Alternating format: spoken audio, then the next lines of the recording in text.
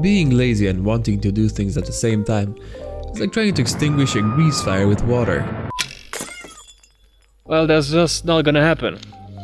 And if you're a perfectionist on top of that, you might just burn down your entire house. But what can you actually do about it? I feel like perfectionism is like a box. You can see out of the box, but the catch is there's no escape from it. Or is there? Let's dig a little deeper and find out how I deal with being a lazy perfectionist.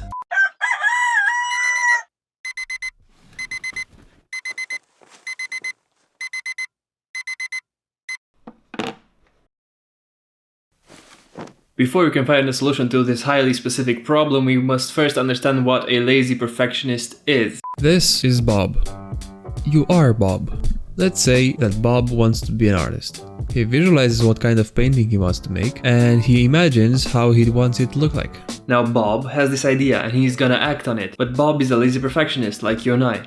So, as he begins to paint for the first time, he takes his time to be careful, with the intention of making each detail just right.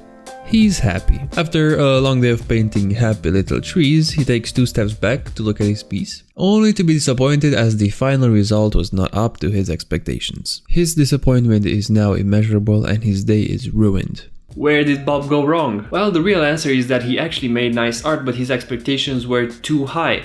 And as a beginner, he can't possibly achieve that level of detail without a bit of practice. But Bob is not stupid. He knows that. Bob is very aware that in order to reach the level of detail he would need for him to be happy with his art, he needs to hone his skills. But he can't be bothered.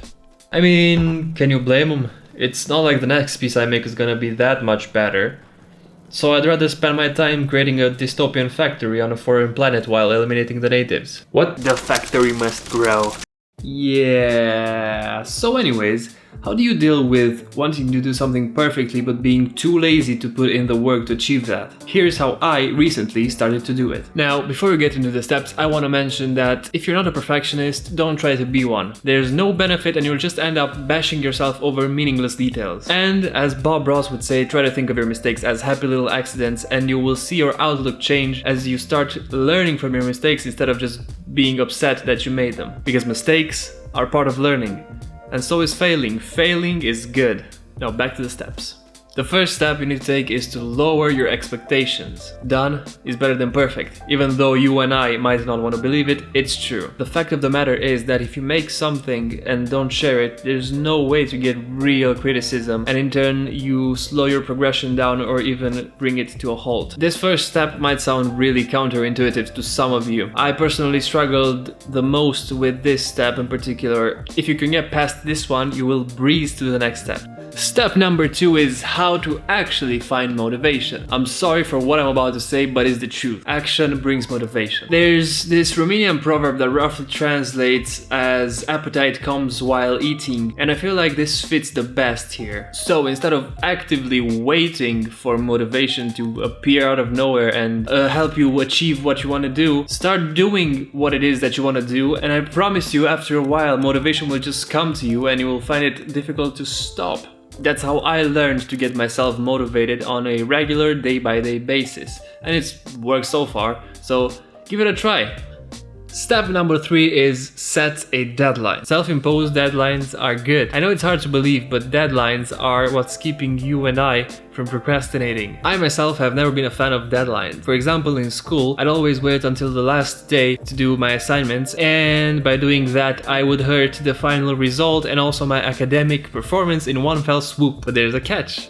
I specifically said self-imposed deadlines because you're always going to treat the deadlines you set for yourself way differently than deadlines that other people set for you. That's because when you set the deadlines, you treat them as goals and as achievements. But when other people are setting your deadlines, you might treat them as you working towards their goals and their achievements. And because you treat your deadlines so differently, it's way easier to be eager to finish a project because you're achieving your goals faster than expected. So you're not gonna push back your work until the last second of your deadline. You're gonna finish it faster, and so you will reach your goal even faster. Oh, but I hear you ask, what if I have to finish by somebody else's deadline? How do I find that eagerness, that motivation to do it? And it's actually really quite simple. All you have to do is change how you think about it. So instead of thinking of it as I need to finish this assignment by next Thursday, think of it as I want to finish this assignment by the deadline, as a testament to my skills, or to fulfill my part in a bigger operation, or to help my coworkers, for example. Now, I know in a corporate setting this is a really difficult way of thinking about it,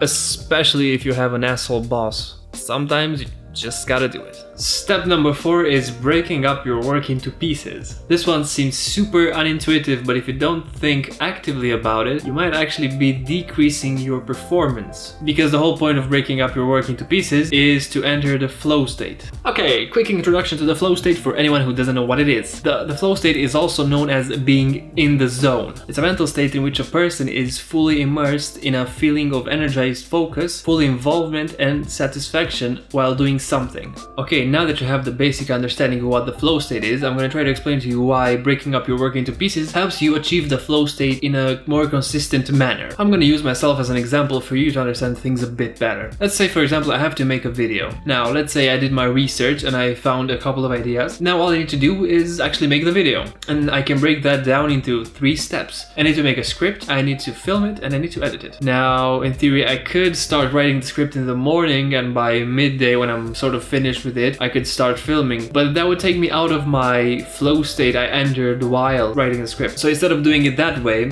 I can start writing the script for this video, I can finish it, and then instead of starting to film it, I can pick another idea from my list and start writing the script for that one as well. And because I'm in the flow state of writing, I can write it easier and faster. Just because that example was a bit too meta, I'm going to try to give you an example that's easier to understand. So let's say you're doing math homework. You have to do 4 exercises. You have already finished 2 of them, so you have entered the flow state. You could easily do the next 2 exercises with no problems at all. But since you're so confident that you can do them so easily, you decide to take a 2-minute break to mindlessly scroll Instagram. And those 2 minutes of mindless scrolling take you out of the flow state, and you find it more difficult to finish the 2 exercises you haven't started. So plan your work in batches and don't try to jump from a task to another task if they're not related. Step 5 is to take motivated breaks. Now, you might think that this step directly contradicts the last one, but that's not really the case. Taking motivated breaks means to pause what you're doing to be able to take a step back and then return to the project at hand with a fresh creative perspective. Because usually when you stare at a screen for a long period of time, you tend to get tunnel visions on specific details. And by taking a walk or maybe hydrating, you can really clear your mind. And when you come back, you're gonna be able to see the project in a whole different light, maybe have some new ideas and even improve some stuff. Now, the important part here is actually clearing your mind. Taking a break by